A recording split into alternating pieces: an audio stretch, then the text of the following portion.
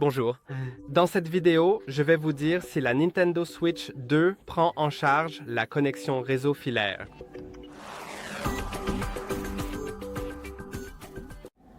Et la réponse est bien sûr oui.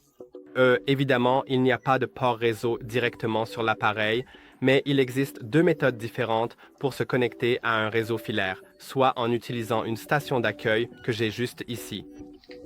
Elle est incluse dans toutes les boîtes neuves de la Nintendo Switch 2 et bien sûr, si vous l'achetez d'occasion, alors si le vendeur l'inclut aussi, vous l'aurez également.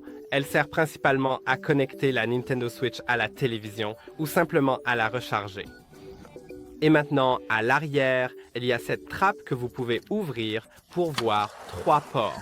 L'adaptateur secteur qui doit être branché afin de tout d'abord recharger votre appareil et aussi alimenter le dock lui-même car il nécessite une alimentation externe pour fonctionner. Ensuite, la sortie HDMI qui peut être utilisée pour connecter à votre téléviseur et un port LAN. Ce port LAN est optionnel, mais s'il est branché, alors vous bénéficierez d'une connexion filaire, bien sûr plus rapide que le Wi-Fi et aussi plus stable. Donc si vous avez un câble C pour cela, vous pouvez l'utiliser. Dans un instant, je vais aussi vous montrer quoi faire dans les paramètres une fois que vous êtes connecté au réseau filaire, car cela doit être configuré manuellement. Maintenant, l'autre méthode nécessite en fait un appareil externe, mais elle peut aussi être utilisée en mode portable. Et ceci est un adaptateur.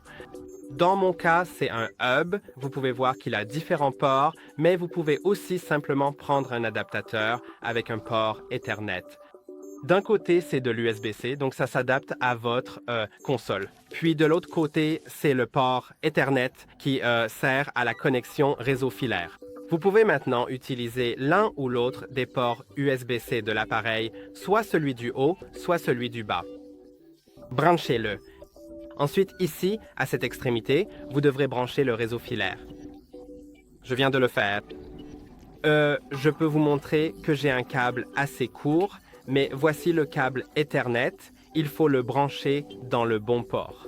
Maintenant, lorsque le voyant commence à clignoter, s'il y a des voyants sur l'adaptateur que vous avez, en gros, si votre connexion filaire a déjà été configurée une fois, alors elle se connectera automatiquement et affichera ce symbole filaire à la place du Wi-Fi. Mais si cela n'a pas encore été configuré, alors vous devrez aller dans Paramètres, Internet, Paramètres Internet et vous trouverez Connexion filaire ou Réseau filaire. Connexion filaire.